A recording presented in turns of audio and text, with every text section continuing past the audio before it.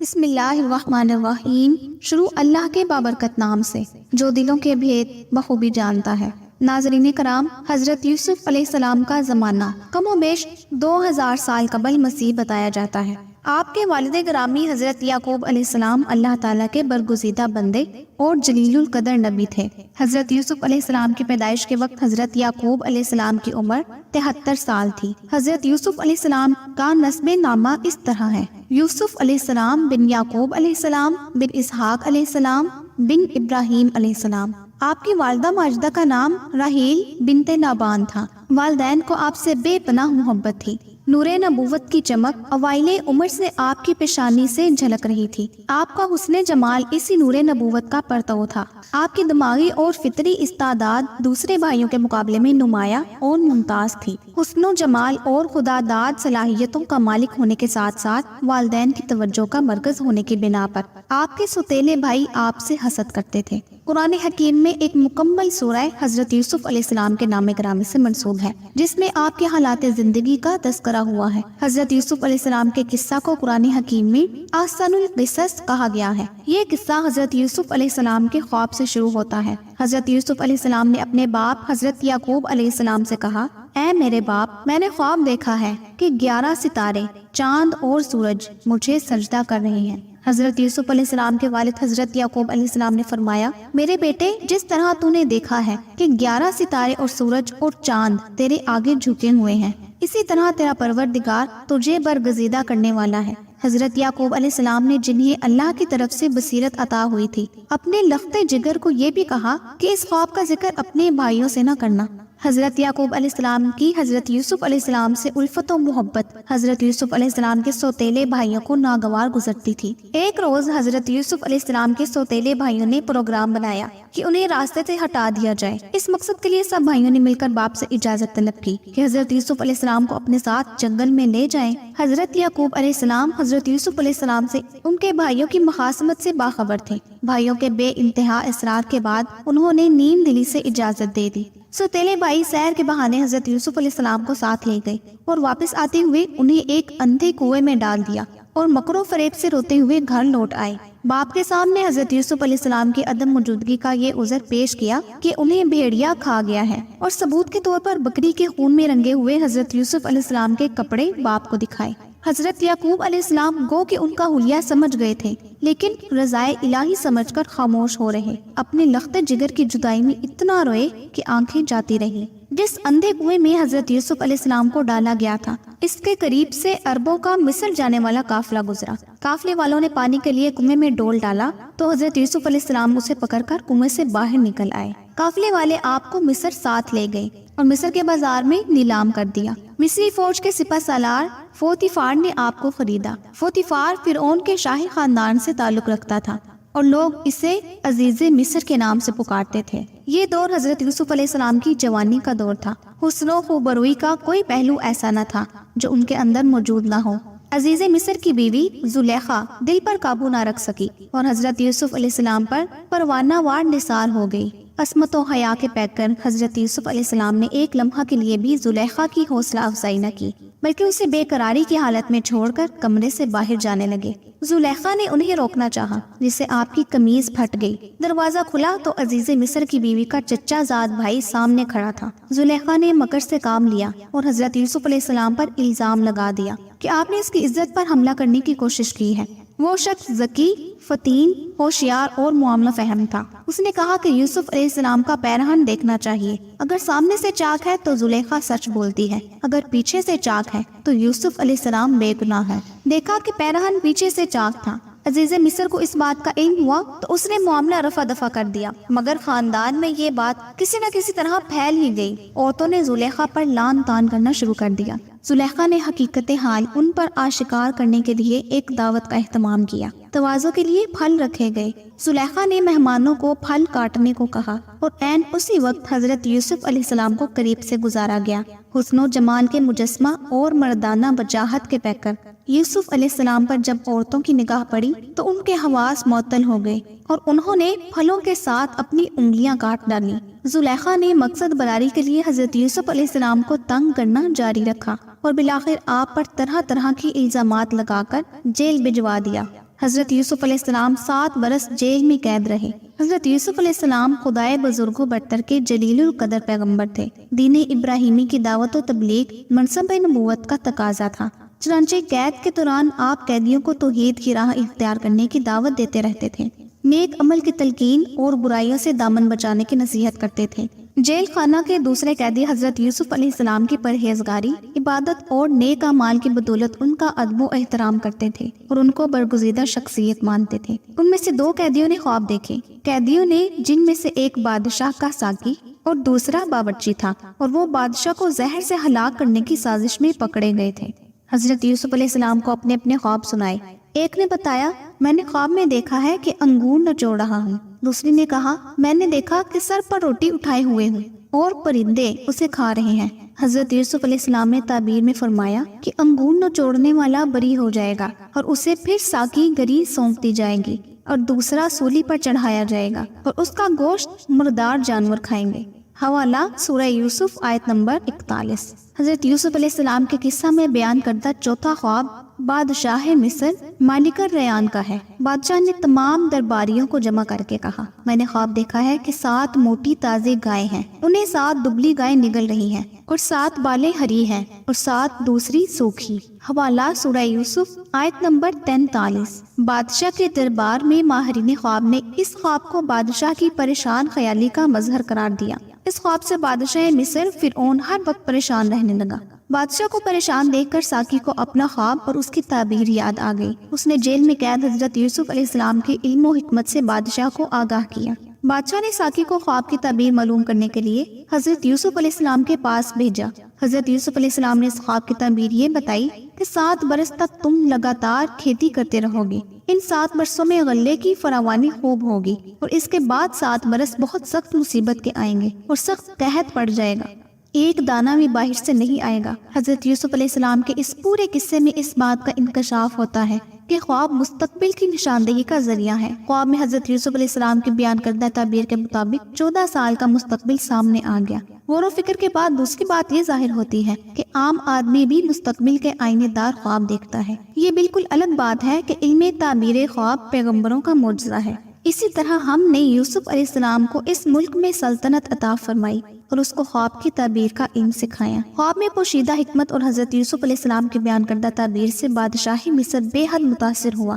اس نے ایسے صاحب علم آدمی کو رہا کر کے دربار میں حاضر کرنے کا حکم دیا، لیکن حضرت یوسف علیہ السلام نے رہا ہونے سے انکار کر دیا اور مطالبہ کیا کہ اس الزام کی تحقیق کی جائے جس کے تحت وہ قید کیے گئے تھے۔ بادشاہ کو یقین ہو گیا کہ قیدی صاحب حکمت اور بزرگ ہے، اور یہ صاحب علم برگزیدہ شخص یقیناً بے گناہ ہے، ورنہ الزام کی تحقیق کا مطالبہ نہ کرتا اور بخوشی جیل سے باہر آ جاتا۔ شاہ مصر نے تحقیقات کا حکم دیا اور نتیجے میں حضرت یوسف علیہ السلام بے قصور ثابت ہوئے۔ خواب کی تعبیر معلوم ہونے کے بعد بادشاہ نے دربار میں موجود ماہرین کو اس صورتحال سے نمٹنے کی ہدایت کی۔ یہ خواب جس طرح انوکھا تھا، اسی طرح تعبیر بھی عجیب تھی، اور سارے دربار میں ایک بھی فرد ایسا نہ تھا جو اس کام سے عہدہ برآ ہو سکتا۔ تب حضرت یوسف علیہ السلام نے اس قحط سالی سے بچنے کی تدابیر بھی بتا دی۔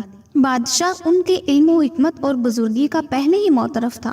اب اس کے دل میں حضرت یوسف علیہ السلام کی عزت و عظمت گھر کر گئی۔ اس نے ان تدابیر کو نہ صرف قبول کر لیا بلکہ حضرت یوسف علیہ السلام کو ان پر عمل کرنے کا اختیار بھی دے دیا اور کہا، آج سے تو میرا نائب ہے، آج سے تیرا حکم میری رعایا پر چلے گا، آج سے میں نے تجھے ساری سلطنت کا مختار بنایا، آج سے تو اپنی مرضی کا مالک ہے۔ حضرت یوسف علیہ السلام نے سلطنت مصر کی باغ دوڑ سنبھال لی اور 14 سال کی غذائی پلاننگ کر دی۔ زرعی زمینوں کے قریب غلہ ذخیرہ کرنے کے لیے گودام تیار کرائے گئے۔ یہ گودام احرام مصر کے طرز پر بنائے گئے تھے، جن کے اندر رکھی ہوئی اشیاء پر موسمی اثرات اثر انداز نہیں ہوتے۔ 7 سال بارشیں خوب ہوئی اور بہترین فصل حاصل ہوئی، پھر کھیتیاں سوکھنے لگی، جوہروں اور تالابوں میں جمع شدہ پانی ختم ہو گیا، لوگوں کے پاس جمع شدہ غذائی اجناس کی قلت ہو گئی، مصر کی ساری زمین سوکھ گئی اور قرب و جوار میں شدید قحط پڑا۔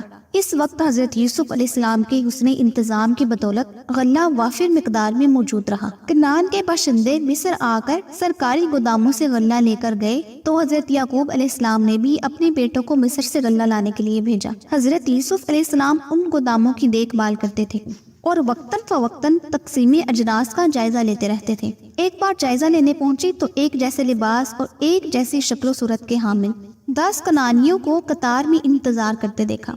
हजरत यूसुफ अलैहिस्सलाम ने इनको पहचान लिया। इस्तफ्तार पर उन्होंने बताया कि हम सब आपस में भाई हैं और कनान से आए हैं। हम 10 भाइयों के अलावा एक और भाई और बाप कनान में हैं। 11वां भाई गल्ला लेने इसलिए ना आ सका कि हमारे वालिद आंखों से माजूर है। बाप की माजूरी की वजह ये बताई कि हमारे एक और भाई यूसुफ को बचपन में भेड़िया उठाकर ले गया था। बाप को उससे बे इंतहा मोहब्बत थी। वो उसके गम में रोते रोते बीनाई से महरूम हो गए हैं। हजरत यूसुफ अलैहिस्सलाम को यह सुनकर सदमा पहुंचा कि उनके बाप उनकी जुदाई के गम में बीनाई खो चुके हैं। साथ ही अपने छोटे भाई की फिक्र भी लाहक हुई। आपने अपने भाइयों से कहा, तुम लोग कनान से आए हो, मुमकिन है तुम्हें यहाँ के कानून का इल्म ना हो। गल्ला सिर्फ उन्हीं लोगों को दिया जाता है जो यहाँ मौजूद होते हैं। इस बार तुमको माजूर बाप और भाई के हिस्से का गल्ला दे दिया जाता है, लेकिन आइंदा जब गल्ला लेने आओ तो अपने बाप और भाई को भी साथ लेकर आना। भाइयों ने कहा कि हमारे वालिद तो बेटे के गम में गोशे नशीन हो गए हैं। दूसरे ये कि वो आंखों से भी माजूर हैं, उनके लिए हम माजरत ख्वाह हैं। छोटा भाई बाप की खिदमत में लगा रहता है और वो भी उसे खुद से दूर करना गवारा नहीं करते।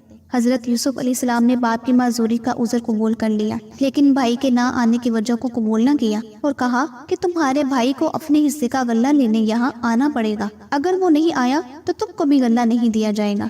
मिस्र से वापसी पर तमाम भाई अपने नाबीना बाप के पास पहुँचे और उन्हें वालिये मिस्र की हुक्म से आगाह किया। हजरत याकूब अलैहिस्सलाम ने उनकी बात सुनकर कहा, क्या तुम पर इस तरह एतमाद करूँ जिस तरह उसके भाई यूसुफ के मामले में कर चुका हूँ। हजरत यूसुफ अलैहिस्सलाम की जुदाई के बाद हजरत याकूब अलैहिस्सलाम के दिल का सुकून बिन्यामीन था। आंखों की रोशनी से महरूम होने के बाद बिन्यामीन ही बाप की जरूरत का ख्याल रखता था। हजरत यूसुफ अलैहिस्सलाम के सौतेले भाई बाप का जवाब सुनकर शर्मिंदा हुए और भाई ने निहायत आजिज़ी से कहा, आपको हम पर एतमाद नहीं रहा, लेकिन हम मजबूर हैं। अगर आपने बिन्यामीन को हमारे साथ नहीं भेजा तो किसी को भी गल्ला नहीं मिलेगा। हजरत याकूब अलैहिस्सलाम ने अपने बेटों से इस बात का वादा लिया कि वो बिन्यामीन को सही सलामत बाप के पास ले आएंगे। दूसरी मर्तबा बरादरान यूसुफ का काफिला जब मिस्र को रवाना होने लगा तो हजरत याकूब अलैहिस्सलाम ने बेटों को नसीहत की कि देखो, एक साथ जत्था बनाकर शहर में दाखिल न होना, बल्कि मुख्तलिफ दरवाजों से एक एक दो दो दाखिल होना। हजरत याकूब अलैहिस्सलाम के बेटों को ये नसीहत इस वजह से थी कि जब वो पहली बार मिस्र दाखिल हुए थे तो जासूसी के इल्जाम में गिरफ्तार कर लिए गए थे और बाद इल्जाम साबित न होने पर रहा हुए थे। हजरत यूसुफ अलैहिस्सलाम जानते थे कि उनके भाई जो गल्ला ले गए हैं वो ज्यादा दिन नहीं चलेगा। उन्होंने अंदाजा लगा लिया था कि इतनी मुद्दत के बाद भाइयों को दोबारा गल्ला लेने के लिए आना चाहिए। भाई के इंतजार में वो शहर के बाहर चक्कर भी लगाया करते थे। बिलाखिर बरादरान यूसुफ पहुंच गए और बाप की नसीहत के मुताबिक अलग अलग दरवाजों से दाखिल हुए और फिर एक जगह जमा हो गए। हजरत यूसुफ अलैहिस्सलाम ने उन्हें शाही मेहमान खाना में ठहराया और अपने सगे भाई बिन्यामीन को तन्हाई में तलब करके उसे हकीकत हाल से आगाह कर दिया। बाप की खैर खबर मालूम की, अपनी सारी रुदात सुनाई। बाप से जुदाई से लेकर अब तक का सारा किस्सा भाई को सुनाया और ताकीद की कि दूसरे भाइयों पर इस राज को आश्कार न किया जाए कि मैं ही उनका वो भाई हूँ जिसको अपनी दानिस्त में वो खत्म कर चुके हैं। अब की बार हजरत यूसुफ अलैहिस्सलाम ने तमाम भाइयों को पहले से ज्यादा गल्ला दिया और अपने भाई बिन्यामीन को अपने पास रखने की ये तरकीब की कि गल्ला नापने का शाही प्याला उसके सामान में रख दिया। कनान जवानों का ये काफिला अभी रवाना ही हुआ था कि चांदी से बने शाही पैमाने की तलाश शुरू हो गई। जब पैमाना ना मिला तो काफिला वालों पर चोरी का शुबा जाहिर किया गया, क्योंकि सिर्फ इस काफिला को तकसीम किया गया था। काफिला रुकवाया गया। बरादरान यूसुफ ने उस पर एहतजाज किया कि चोरी का इल्जाम बेबुनियाद है। बहस तमहीज के बाद ये तय पाया कि काफिला वाले वापस चलकर तलाशी देंगे। अगर इल्जाम साबित ना हुआ तो उन्हें इस गल्ला शुबा के नतीजे में पहुंचने वाली तकलीफ के बदले में मजीद गल्ला दिया जाएगा और अगर इल्जाम साबित हुआ तो मुजरिम को कानून के मुताबिक सजा दी जाएगी। और कानून में उसकी सजा ये थी कि मुजरिम को उस शख्स के हवाले कर देते थे जिसकी चीज चोरी होती थी। शाही दरोगा ने तमाम भाइयों के सामान की तलाशी लेना शुरू कर दी। आखिर में सबसे छोटे भाई बिन्यामीन की खोजी में से शाही पैमाना बरामद हो गया। ये देखकर तमाम भाई परेशान हो गए। शाही पहरादार बिन्यामीन को गिरफ्तार करके ले जाने लगे। उन सबको बाप से किया हुआ वादा याद आया। उन्होंने दारोगा की मन्नत समाजत शुरू कर दी कि बिन्यामीन को छोड़ दिया जाए और उसकी जगह जिस भाई को चाहे वो गिरफ्तार कर ले। मामला हजरत यूसुफ अलैहिस्सलाम वालिय मिस्र के सामने पेश हुआ। हजरत यूसुफ अलैहिस्सलाम ने इस अमर से माजूरी जाहिर की और कहा, इससे ज्यादा जुल्म और क्या होगा कि असली मुजरिम को छोड़कर किसी और को पकड़ लिया जाए। ناکام و نامراد برادران یوسف وطن واپس ہوئے، لیکن اس سفر میں ان کا بڑا بھائی ان کے ساتھ نہیں گیا، کیونکہ اس نے خاص طور پر بنیامین کی بحفاظت واپسی کا ذمہ اپنے سر لیا تھا، اور بارے ندامت سے باپ کا سامنا کرنے کی ہمت اس کے اندر موجود نہ تھی۔ وہ شہر مصر کے باہر ہی رہ گیا۔ باقی بھائیوں نے کنعان پہنچ کر اپنے باپ کو صورتحال سے آگاہ کیا تو حضرت یعقوب علیہ السلام نے فرتے غم سے ایک آہ کھینچی اور غمزدہ آواز سے بولے، میں جانتا ہوں کہ بات یہ نہیں ہے کہ تم جو کچھ کہتے ہو مان لیتا ہوں، اب سوائے صبر کی اور کر بھی کیا سکتا ہوں۔ سورہ یوسف آیت نمبر 83۔ حضرت یعقوب علیہ السلام کے بیٹے جو غلہ لائے تھے ختم ہو گیا۔ وہ پھر مصر جانے کے بارے میں سوچنے لگے، لیکن بنیامین کی حرکت سے جو شرمندگی انہیں ہوئی تھی اس کی وجہ سے دوبارہ جاتے ہوئے ہچکچا رہے تھے۔ حضرت یعقوب علیہ السلام نے انہیں تسلی دی اور مصر جانے پر آمادہ کیا تاکہ غلہ کے حصول کے ساتھ ساتھ بنیامین کی قید سے رہائی کے بارے میں والی مصر سے معافی کی التجا کی جا سکے۔ باپ کے ہمت دلانے پر بیٹے دربار شاہی میں حاضر ہوئے اور کہا، ہم کو قحط سالی نے پریشان کر دیا ہے، ہم معاملہ خرید و فروخت کا نہیں ہے، ذرائع آمدنی ختم ہو گئے ہیں، ہم غلہ کی پوری قیمت ادا نہیں کر سکتے، ہمارے پاس جو کچھ بھی ہے حاضر ہے، اگر تو ہمیں غلہ نہیں دے گا تو ہمارے گھروں میں فاقے شروع ہو جائیں گے۔ حضرت یوسف علیہ السلام نے یہ سنا تو بہت رنجیدہ ہوئے اور آبدیدہ ہو کر کہا، نہیں، میں تمہیں اور اپنے باپ کو مصیبت میں نہیں دیکھ سکتا۔ برادران یوسف اس بات پر کہ عزیز مصر ہمارے باپ کو اپنا باپ کہہ رہا ہے حیران زدہ ہو رہے تھے کہ حضرت یوسف علیہ السلام نے مزید کہا، تم لوگوں نے یوسف اور اس کے بھائی بنیامین کے ساتھ کیا سلوک کیا تھا؟ یہ جملہ سن کر ان پر حیرتوں کے پہاڑ ٹوٹ پڑے۔ ان کے سمجھ میں نہیں آ رہا تھا کہ عزیز مصر کو یوسف اور بنیامین سے کیا واسطہ ہے۔ میرے بھائیوں، میں ہی تمہارا بھائی یوسف ہوں جسے تم نے حسد کی بنا پر کنویں میں ڈال دیا تھا۔ حضرت یوسف علیہ السلام کے اس انکشاف سے ان کے رہے سے حواس بھی جاتے رہے۔ خوف، شرمساری اور ندامت کے احساس سے ان کی گردنیں جھک گئیں۔ حضرت یوسف علیہ السلام نے پیغمبرانہ طرز فکر سے درگزر سے کام لیا، فرمایا، میں تمہارا بھائی ہوں، ہم ایک ہی باپ کی اولاد ہیں، میں آج بھی تم سے محبت کرتا ہوں، تم سے کوئی سرزنش نہیں، کوئی شکوہ نہیں، کوئی شکایت نہیں۔ میں اللہ سے دعا کرتا ہوں کہ وہ تمہارے گناہ بخش دے، کیونکہ وہ بڑا رحیم و کریم ہے۔ فرعون مصر کو حضرت یوسف علیہ السلام کے بھائیوں کی آمد کا پتہ چلا، اور یہ کہ ان کے والد اللہ کے برگزیدہ بندے حضرت یعقوب علیہ السلام ہیں۔ حضرت یعقوب علیہ السلام کنعان میں اسرائیل کے نام سے پکارے جاتے تھے، اور آپ سے کئی معجزے منسوب تھے جن سے فرعون بھی واقف تھا۔ فرعون کو جب یہ پتہ چلا کہ یوسف علیہ السلام اس برگزیدہ ہستی کے بیٹے ہیں تو اس نے حضرت یعقوب علیہ السلام کو ان کے پورے خاندان سمیت مصر میں آباد ہونے کی دعوت دی، اور سہولت کے لیے فوج کا ایک دستہ برادران یوسف کے ہمراہ کنعان بھیجا، جس میں مال برداری کے جانور بھی شامل تھے۔ قافلے کی کنعان روانگی سے قبل حضرت یوسف علیہ السلام نے اپنا پیرہن بھائیوں کو دیتے ہوئے کہا کہ اسے میرے محترم و مقدس باپ کی آنکھوں سے لگانا، خدا بندے قدوس اپنا فضل کرے گا۔ قافلہ ابھی کنعان میں داخل نہیں ہوا تھا کہ حضرت یعقوب علیہ السلام نے اہل خاندان سے کہا کہ مجھے اپنے گمشدہ بیٹے یوسف کی خوشبو آ رہی ہے۔ اہل خاندان نے حضرت یعقوب علیہ السلام کی اس بات کو پیرانہ سالی کی وجہ سے ذوف دماغ پر محمول کیا اور کہا کہ برسوں کا گمشدہ بیٹا جس کو بھیڑیا لے گیا تھا، بھلا اس کی خوشبو کیسے آنے لگی؟ حضرت یعقوب علیہ السلام نے کہا، تم لوگ وہ بات نہیں جانتے جو میں جانتا ہوں۔ سورہ یوسف آیت نمبر 96۔ شاہی دستہ کے ہمراہ قافلہ شہر میں داخل ہوا تو حضرت یعقوب علیہ السلام اپنے گھر کی دیوار سے ٹیک لگائے بیٹھے تھے۔ حضرت یعقوب علیہ السلام کے بیٹے سر جھکائے ان کے پاس پہنچے۔